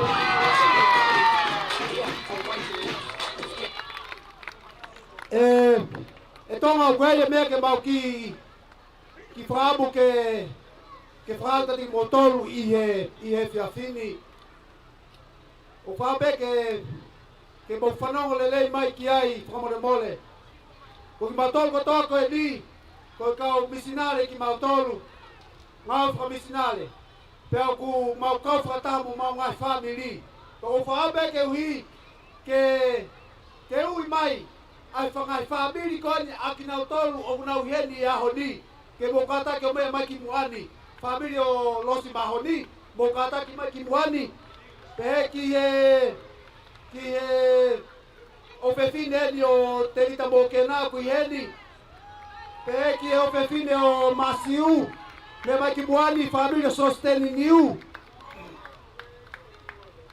Yeah, we just want to introduce to you that our groups, that we are here together with our families, and here to the mission, we value families, and would like to invite all the families to come to the front of our guys here in front, please. It's how important to raise up our children in a mission field. Ai o hake e whanau i e wheituu o maunga e whakamisnare ai.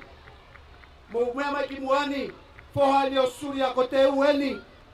Ko mele, hoe, ono ofe whine, whakamore more atu. Ko mele, ko e ofe whine ni o masiu. Ko lute. Pea moe ki o mahanga eni. O kuna tuhat mai muani. Ko toko ua eni tangata eki o te vita mō kena.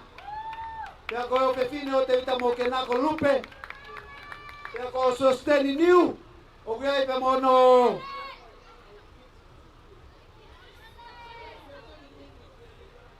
Okay.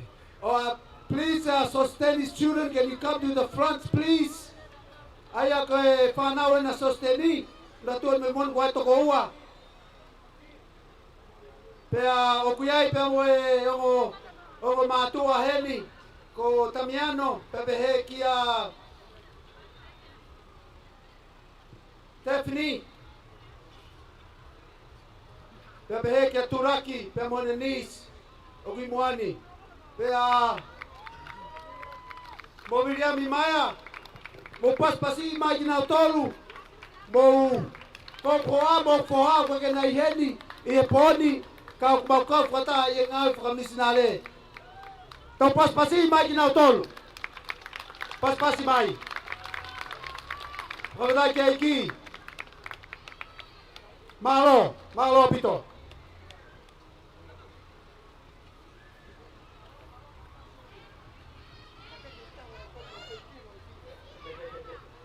Whakatai kia iki.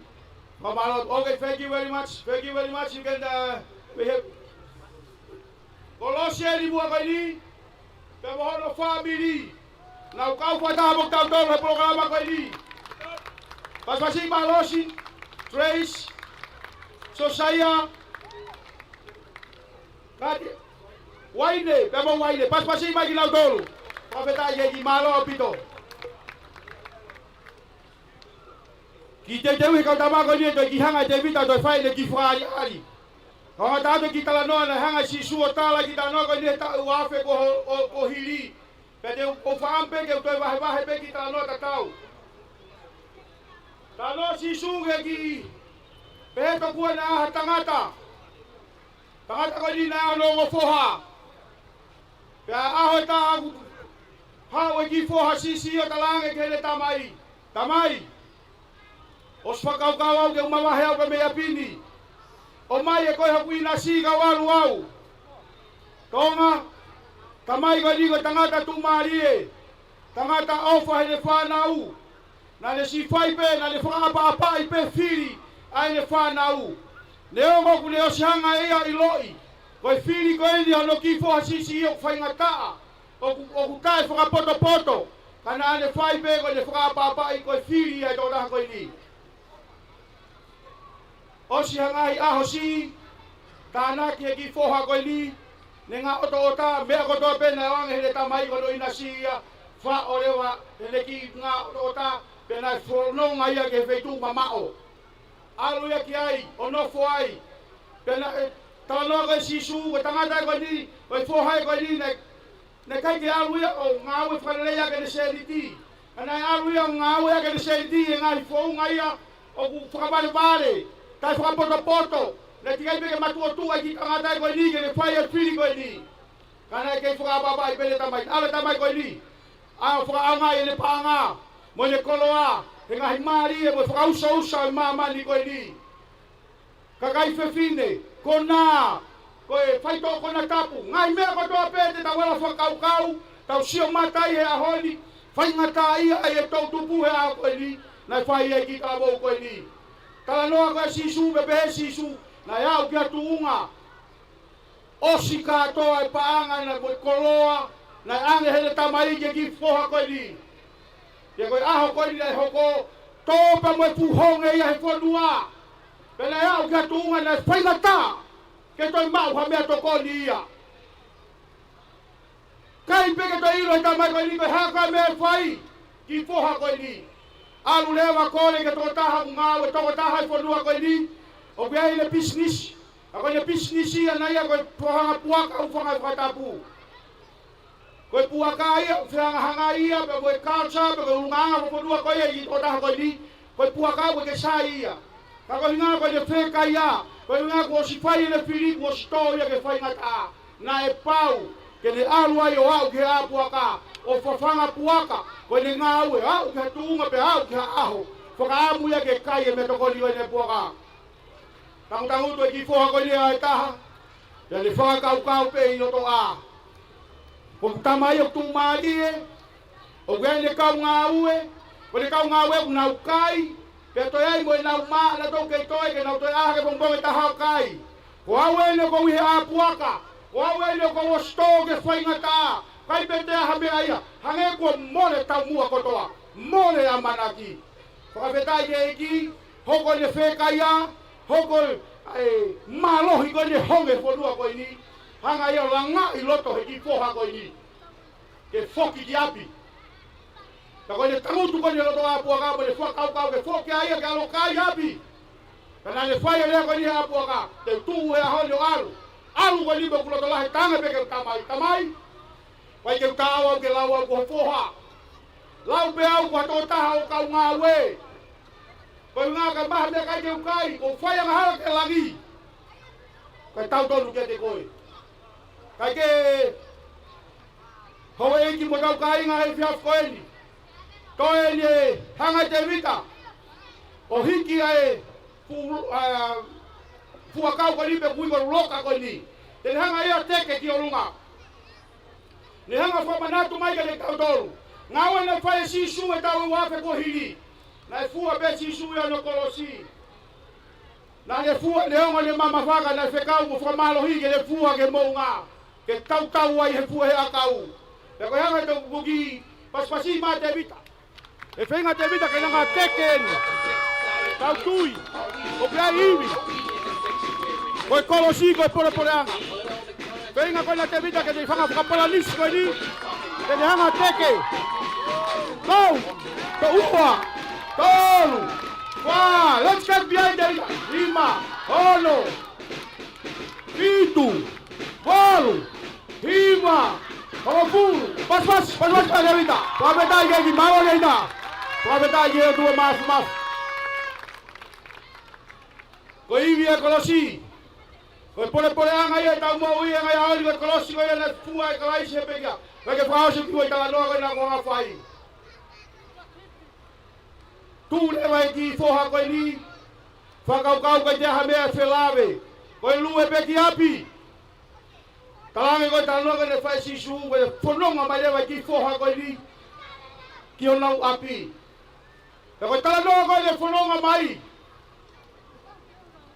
lu e pe ki foha ko ni he hala tangutu pe le tangata ki he ka mata pa si o pe ki he hala ko le si o tu ko ki lue mai ko le ki tama ko lo ki foha ata tonga tala mai si su ele ta no ai ko tala no ko ni si o mai ko le tamai na langa holo fatu na e ofa makehe ki to ta ko ni pe ko ni foi me na foi he tamai pe ta si o ke fu olo ko ni e feinga ale ke nga tai e fu olo ko ni le holo ko ni ko ivia ko ivia we mai e lau mari o tua Ale.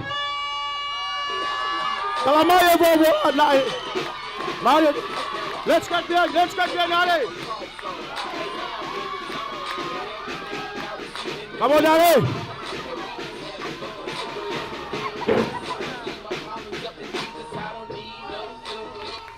Pas, let's pas lagi. Kalau aku follow kai mo na sio dai ta mai gadi kan ki foha o kulue mai na langa hono fatu. Ke langa ko hono fatu na anelele. Tonga na elele mai ta mai ko ni ko mata la ya ta fu mo ui. Na elele mai, ta ko elele ba ko fa ta ula ki tu mo no foha. Na to hanga to mai pembe ya apo ka na ka jalo fa ngamaria na ya ke to ya fe vai tafe. Pe ko to fe tu o to ki kau wai I kai hu fa fa ta bu. Na lele peta mai goli lolo tonga pe ai kei namu apuaka a hono ki foha o le fa o fua ki ai pe ane uma ki ai pe nai kaila ke kau ngawe o mai e mama ai ki hono lima o mai hasu ai ki hono wae o mai hapulu pulu pe tamate e pulu kari eiki ke tau fia fia na le ui hono kau ngapi Talange ke lau mai ke lau whakawhia. He ko hono whoha e lai more, kua toi mau. Ko hono whoha ko e lai mate, kua toi mo ui. Koe mea ia nai hoko. Tonga, mautui tai toi vei ua. Koe ofa whakaita mai o kua tau whonua. Koe tau e ne uange au. Tau whakamanatu. Ai tu tamai hai ofa koe ake o tau whonua. Ne ongo ne whaingata.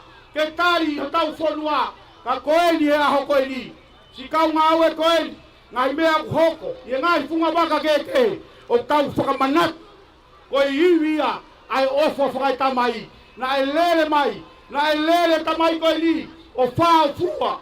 O uma ki hono foha. Whakawheta i hegi. Ko kore meki whakamare koeni. Ki mua pato kawe ki ale. Ke ne hanga whai e tau. Ki lot whaosi. O whampepe ko whewhe tua kuke iai. Pawede ke ki kui e taimi koe ni tonga. Koe taimi benia ke tau whai ai hawhiri. Koe taimi benia ke tau whai ai halaka. Koe taimi benia ke tau whangai o whai hatutu uni ke tau mo ui. Ki siri hupe ta mo whe nai anga ta mo ui. Ko osi eiki nai a sisu I loto ia te taua. Ko ta osi whakawai ki taua he aoe o tua. Ko ta hana o whakapapaui. O kuiai e iwi. Pea kuiai me malohi. I he eiko sisu kalaisi. Kene hanga whakamore I ki taua. Pas mai ki eiki. Ko tui e kainga tonga, ko tui ko taimi mau inga eni. Ke tau whakapapa I mua ki taimi ko eni o tau tau ngau e holo. Tau kui ka atoa, komore mole. Ngai mea ko tona mau whai e pōni o koe ai ono tau mua. Pea koe tau mua koe ia ke whakalangi ai ko sisu kalaisi. Pea kai ke ngata ai, pea kui ai pea moe ngahi pole. Ke whai ka te tau tolu. Ke whai tutu uni ke tau mo ui. O kore ke tau kui ka atoa. Me kamata anga koe ni na ai ngahi kulu pu pea mai ke Island Breeze. Mo ki mau tolu. I e pōni. Te mau whaosi aki e pole koe ni ka te tau tolu. Ke tau whai tutu uni. Mahu inga. Ke tau ngahi mo ui whakafoi tui. E tonga. Uilo peo gai e ngahi siasi. Ngai whunga waka kehe.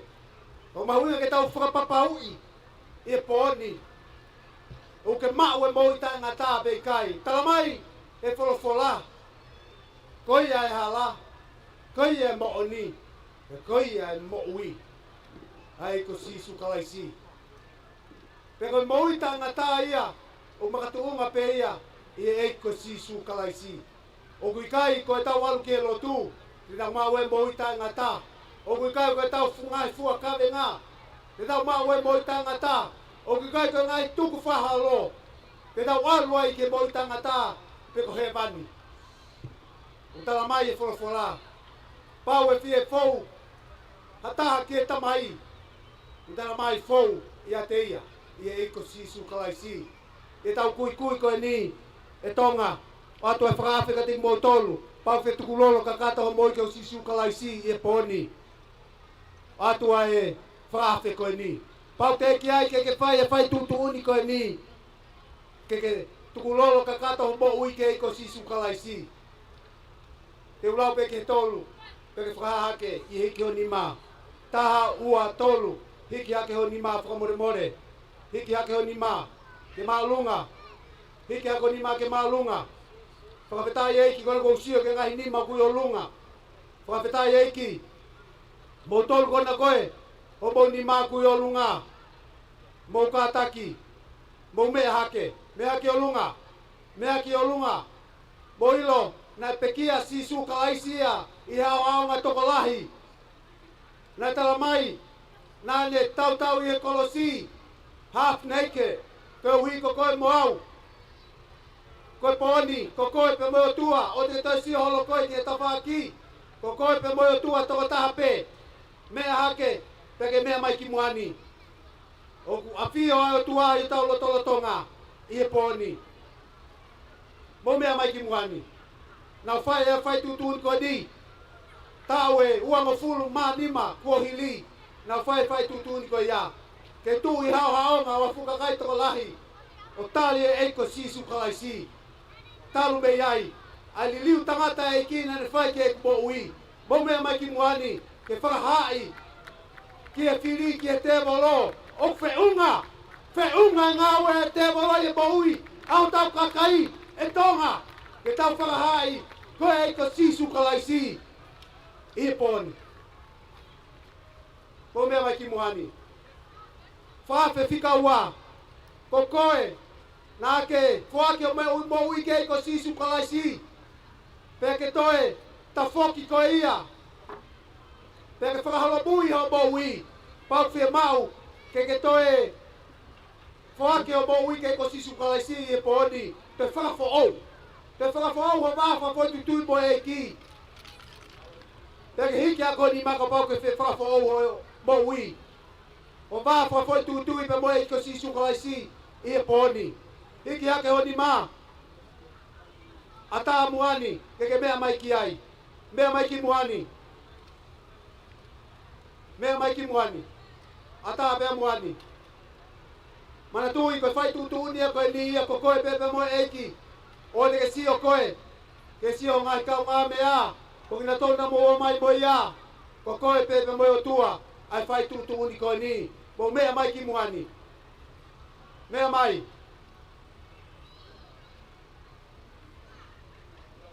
Te whakafo ou. Ho wā. Te mo eiko sisu kalaisi. Koe ui whika tolu.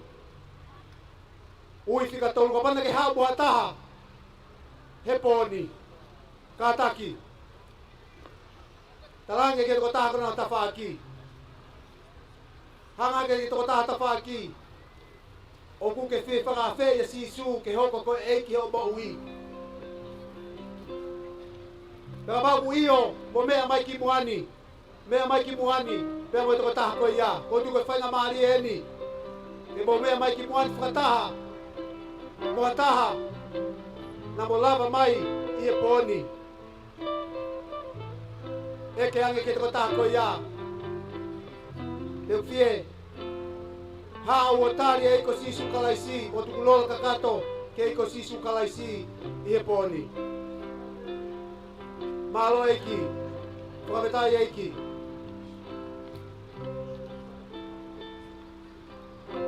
Mo tolu goni mo muani. Mo tolu o mo mea i lalo pe i mui hena. Mo kātake o ngi mui mai. I he lotu koni, ko lotu whakatomala eni. Ko lotu ene whakatomala. Mo wangi mui mai. I he lotu koni. Te whai atu. Tawangi mui ko toa mai. O pau kei mui. Ke tu peo ke mea ai. Ke mea i lalo. Angi mui mai he lotu koe ni. Eik sisu. O gau whakamalo atu. I o pekia i e kolosi. Ko hui kau ngā hianga hala. Ko whakawhi i koe a honi. Haere mai ke o kuloto. Hoko koe ku eiki. Hoko koe koe whakamo ui. Hale mai o liliwau. E o ofa lahi at sisu. Ameni.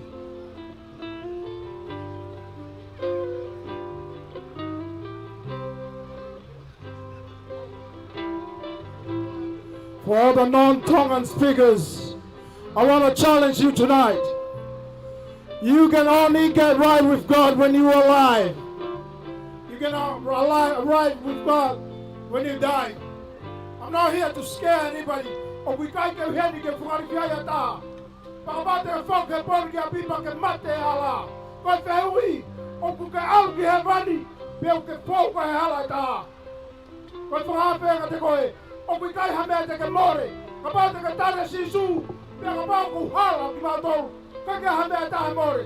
Ka ba ka te tare sisu e pon. Ka ke hala. Pa ba to no me ko malanga ki. O more e hala ko ni ke havani ka te koe. Ko fe fa pe mo to ke mo lo talahi. Kaka maoma matahana siasi. O kaka siasi mataluia. Ko maoma matau ke malangai. Mo hike huapa sioma. O wa te ke maia sisu. He tene mai koe ao tra mau. Ai whainga te kotoru. O kofo kau kau. O ko sai pea wia. O kake wai popula api te whaikomi. O kake uhinga. E te hao ke te mengai mea koea. Ke te peheo. Maua halaki evani. O kake maua halaki evani. Hono ngā wei. Pete te whae mea koe o te loto ki ai. Ka pau te maui hala he wani. I e tuku lolo. Ka kato e maui. O whata mala. O whawea sisu. Ke hao ki lolo ka maui. O kweke toka apu ha siasu pe au ki ai. O kweke lama siasio. O anga koe ki he wani. Pau ke whae koe whiri koea. Pau tui tui. Ke whawea sisu Christ. Ki loto maui. Ka te apa ke liliu o maui. Yeji. Pai lotu ia ke ka mai na ko ko na lava me mai ki mua. Ka mo to ya tu pe ko pole ia tu ko ni pe ko pe tu ke ai. Okay, fai nga mari e pe ke hau. Pe ke fata pe ho to pe tu pe ke ai. Ko o tu ai ku le pe tu ko to pe. Na ku ai mafi ka mo ngeia. Ke na nga fata wa ta ina ko pe tu. Ko ta mo yo na wi mua. Ko na wi mua ko ni. O whape ke hiki ako moni ma. Ka tō ke laine ko ni mo hiki ako moni ma ke o runga. Tas. Tau loa tu mai ki nau tō koe nau mea mai ki mua e a koe ni. Koe lotu koe ni, koe tānoa koe e koe sione mai tā whaa. Tānoa i tānge he sisu ke ne kau ako. Oua te mumana wahe. Whalala ki he o tua, whalala mai ka te au. Te alu koe ni pe te utoi whoki mai. Pe te whoki mai ka kuku alu koe ia. O te teu e potu mo o tolu. Te hako ave ki ka kutolu ki ai. Ka te hako whekau i mai e toko taha. Lolo tonga e ku alu te whekau i mai. Te ko toko taha ko ia te hanga toko ni ki mo tolu. Te hanga a koi ki mo tolu. Te hanga a whare ki mo tolu. Hiki aka mo ni ma ke runga. I'm asking the Holy Spirit. He's here. He knows you. He knows you by name. The Holy Spirit can reveal Himself, can reveal God and His word to you today. Holy Spirit, lau mai e mao yo ni hae mai. Koko ia koe tau kapo. Koko ia koe pai ako. Koko ia na te palomesi mai te hanga ako e kau ako nga. Te hanga ako i ki mau tolu. O ku mau mui mui atu ke te koe. Ki e ngai po oni ko toa pe. O ku ako mai e pola. Lau mai e maari oni. Poko ni e ku mau lotu. Na toko ni e ku nawi mua. Nau whai e laka koe ni. Ai loto toa koe ni ke nau ha.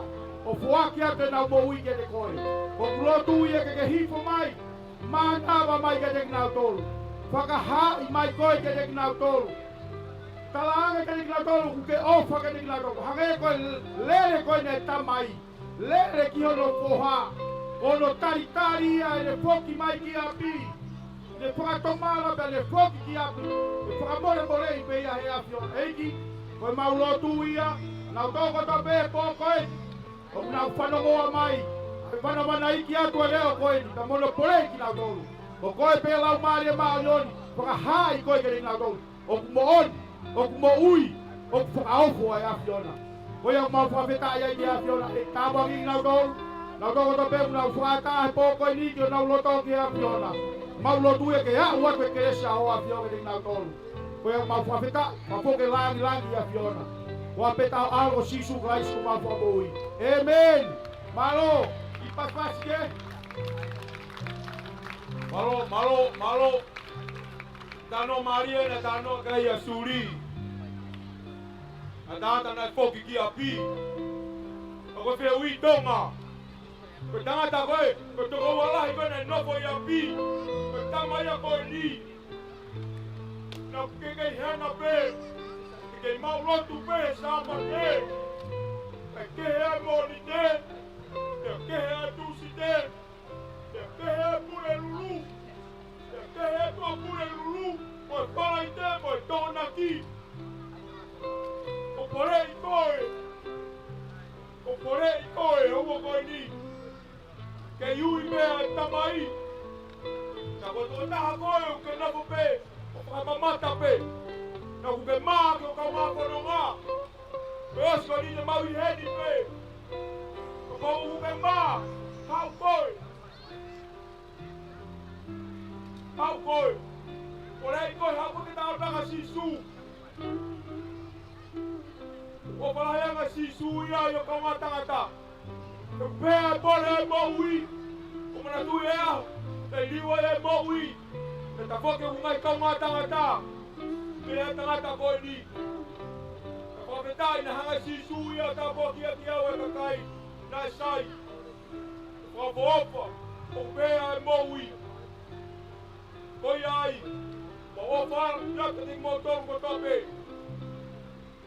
O ieri pe. Ma o ke whi maulotu te mo ieri pe. Pau koe. O te ke mā. O whātu. Ana bea buani ke hau ke ai ka pau ke te whetanga noa ke maulota koe. Pongpongi te mau toi hedi bea pongpongi. Te mau toi sio ke ngai bea te mau whaa pongpongi. Toi ki makeha bea pongpongi. Ma pongpongi o ke ai ki polisi he. Te ke hau pongpongi he.